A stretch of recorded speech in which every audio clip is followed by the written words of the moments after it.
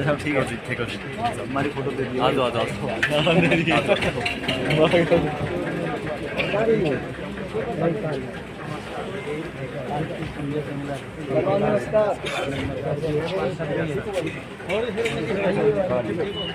यहाँ पर मिट्टी की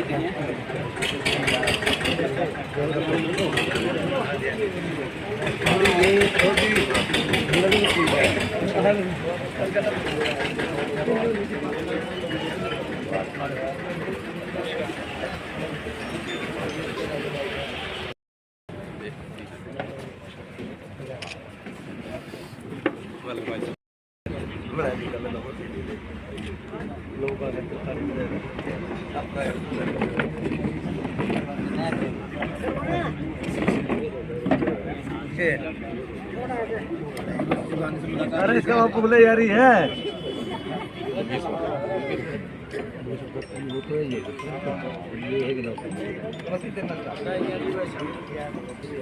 कार्तिकेय जी, भगवान परशुराम महाकुंभ होने जा रहा है करनाल में। महाकुंभ रमते जोगी होते हैं, संत महंत लोग करते हैं।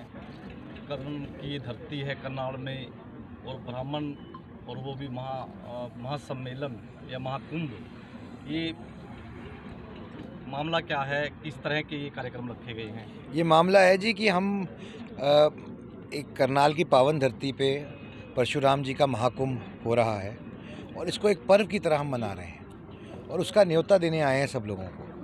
और क्योंकि परशुराम जी तो सभी के भगवान हैं, तो इसलिए सभी को न्योता देने आए हैं। नामकरण को लेकर कार्तिकेय जी का भी चर्चा है कि महाकुंभ नाम रखा गया है, क्योंकि हरियाणा में इस प्रकार का ये पहला महाकुंभ है जी, राजनीतिक रूप से जी। तो ये नामकरण ये कार्तिकेय जी का सुझाव है? नहीं जी, मेरा कोई सुझाव नहीं है। मेरा सुझाव तो ये जहाँ परशुराम जी का नाम आ जाए वहाँ हमारा सुझाव तो रहता ही नहीं जी, वो तो सर्वव्यापी है।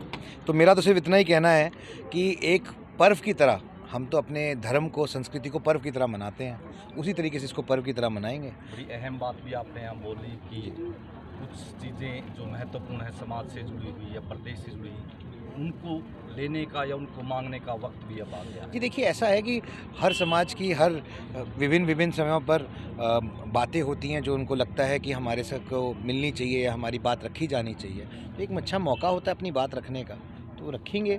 माननीय मुख्यमंत्री जी मुख्य अतिथि हैं, वो आएंगे और वो बात सुनेंगे लोगों की, और मुझे पूरा विश्वास है कि जो भी बातें रखी जाएंगी उनके ऊपर अच्छा कोई निष्कर्ष निकलेगा। भाग्य की काफ़ी राजनीति में भाग्य की लगती है कार्तिकेय जी, क्योंकि जिस प्रकार के रिजल्ट या समीकरण आए, इस प्रकार का समीकरण, इस प्रकार का आंकड़ा कभी आता नहीं राजनीति में जी। कि जिस प्रकार पहली सीट के सदस्यों को जोड़कर फिर कार्तिकेय जी को वहाँ विजय मिली जी। तो जो ये सम्मेलन है कार्तिकेय जी की, वहाँ समाज के लिए मांग क्या है, किन चीज़ों को आप वहाँ मनवाने जा रहे हैं? देखिए, ऐसा है कि जो बातें समाज की हैं वो प्रबुद्ध तौर पे रखी जाएंगी, और रखी गई भी हैं ऑलरेडी।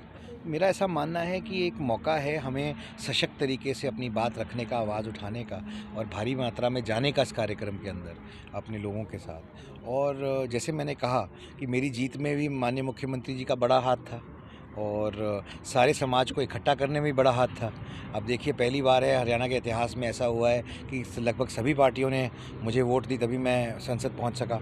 सभी पार्टियों के सदस्यों ने मुझे वोट दी, और सभी समुदाय के और समाज के लोगों ने मुझे वोट दी। तो सामाजिक समरसता का तो एक अच्छा उदाहरण बना ही है। तो सभी दलों ने आपका साथ दिया है। ये सामाजिक समीकरण, ये सामाजिक संतुलन किस प्रकार साधेंगे, क्योंकि सबका साथ है वहाँ?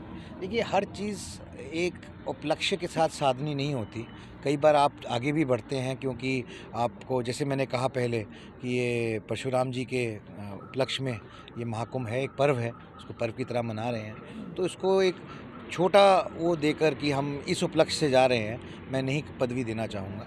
मैं कहूँगा कि हम इस पर्व को मना रहे हैं, हम बढ़ चढ़ के पर्व में हिस्सा लेंगे और अपनी बात रखेंगे माननीय मुख्यमंत्री जी के आगे। कार्तिकेय जी, प्रबुद्ध नागरिक भी आपको माना जाता है, क्योंकि आप पत्रकारिता से भी आप जुड़े रहे हैं जी। इकोनॉमिक वीकर सेक्शन है जो EWS में जी, न्यायालय द्वारा भी ब्राह्मण समाज को उनको ये लाभ मिलना था जी, लेकिन हरियाणा प्रदेश में समाज को ये लाभ नहीं मिल पा रहा है। युवा नौकरी से महरूम हैं, और जी। कुछ युवा तो ऐसे सामने आए हैं जिनका जो लेटर है वो इसी बात के ऊपर रखा हुआ है। जी, ईपीबीजी की आप बात कर रहे हैं। ईडब्ल्यूएस अलग है। तो ईपीबीजी एक ऐसा प्रावधान था जो हरियाणा के अंदर मौजूद था और सुप्रीम कोर्ट के अधीन था ये विषय, जहां उन्होंने ईडब्ल्यूएस के अंदर एक अपना निर्देश दिया है। उसको अभी सरकार भी स्टडी कर रही है और मेरा भी ऐसा मानना है कि उसका इम्पैक्ट कैसे होगा और उसके लिए हम क्या कर सकते हैं, हम पूरी तरह से प्रयासरत रहेंगे और कोशिश करेंगे, क्योंकि इसकी लड़ाई पंडित विनोद शर्मा जी ने ही लड़ी थी और ईपीबीजी का दिलाने का हक का भी काम पंडित विनोद शर्मा जी ने ही किया था। तो मैं इस विषय के ऊपर पूरी तरह से प्रयास करूँगा। की जय। मंच विराजमान राज्यसभा सांसद भाई कार्तिकेय जी, विनोद निर्मल जी, धर्मपाल कौशिक जी, राजू कौशिक जी, राज्य सरपंच जी, सभी मेरे बड़े बुजुर्गों युवा साथियों, सभी को मेरी राम राम।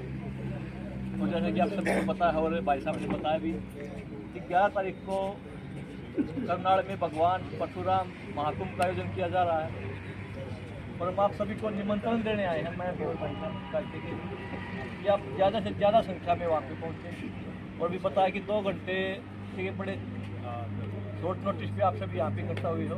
ये एकजुटता ये दर्शाती है कि ये आयोजन बड़ा सफल रहेगा और ये सभी के लिए है। ये आयोजन महाकुंभ भगवान सभी के हैं, हर जाति हर धर्म के हैं और हमारा काम ये है कि सबको एक साथ लेकर चले, सब आगे बढ़ेंगे, सभी आगे बढ़ेंगे तो देश आगे बढ़ेगा और ये काम हमारा है।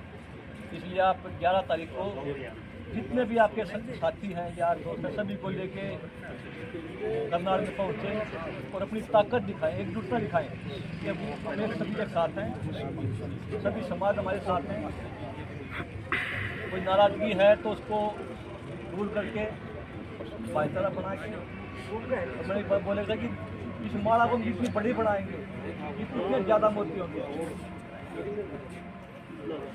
इसलिए आप सभी से मेरा यही निवेदन है कि आप ज़्यादा से ज़्यादा संख्या में करनाल में बताएंगे। आपका बहुत बहुत धन्यवाद। मैं सबसे पहले तो आप सबका धन्यवाद करना चाहता हूँ, विनोद निर्मल जी का, धर्मपाल कौशिक जी का, राजू कौशिक जी का, गाजी सरपंच जी का, श्रवण जी का, अशोक सारदा जी का, सियाराम भाई जी का, महावीर जी का, भाई योगेश्वर जी। और मैं आपके बीच में आए हैं आपको न्योता देने के लिए।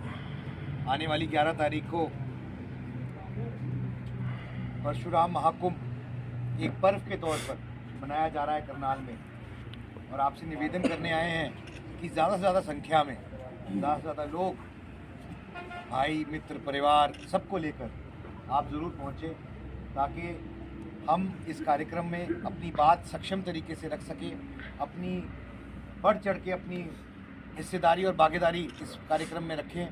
इस कार्यक्रम के मुख्य अतिथि मुख्यमंत्री श्री मनोहर लाल खट्टर जी होंगे और जिस तरीके से मुझे संसद में जाने पे राज्यसभा सांसद बनने के लिए मनोहर लाल जी ने साथ दिया, मदद की, मैं उसी तरीके से ये बात रखना चाहता हूँ आपके समक्ष कि आने वाली 11 तारीख को आप लोग आएँ, भारी संख्या में आएँ और मुझे पूरी उम्मीद है कि माननीय मुख्यमंत्री जी हमें निराश नहीं करेंगे और कुछ सौगात, कुछ गिफ्ट भेंट ज़रूर करेंगे। और ये एक मौका है सक्षम तरीके से, सशक्त तरीके से अपनी बात रखने का, अपनी गिनती महसूस कराने का। तो मेरा आप लोगों से निवेदन है, क्योंकि मुझे ऐसा याद नहीं होता कि पिछले 7-8 साल में ऐसा कोई कार्यक्रम हुआ हो जिसे मैं तो कहूँगा कि ये सिर्फ कुंभ ही नहीं, महाकुंभ ही नहीं, एक तरीके का पर्व है, एक तरीका यज्ञ है। इस यज्ञ में आप सबकी आहुति चाहिए, आप सबको उसमें साथ देना है, आप सब ने उसमें बढ़ चढ़ के हिस्सा लेना है। तो मैं आप लोगों के बीच में पहली बार आया हूँ और यही निवेदन लेके आया हूँ कि इस कार्यक्रम को सक्सेसफुल बनाएं, सशक्त बनाएं और बहुत ज़्यादा समय ना लेते हुए मैं आप लोगों से इतना निवेदन ज़रूर करूँगा और ये आश्वासन भी देके जाऊँगा। ये मैं तो आया तो अभी न्योता देने के लिए हूँ कार्यक्रम में, लेकिन मैं आता रहूँगा, आपके बीच में रहूँगा, आप ही का बच्चा हूँ, आप ही का भाई हूँ, आपके साथ हूँ, आपके साथ खड़ा रहूँगा आपकी ज़रूरत के समय में। तो ये एक मौका है हमारे को अपनी बात रखने का अच्छे तरीके से। तो कृपया करके आइएगा। और इसी के साथ मैं ज़्यादा समय ना लेते हुए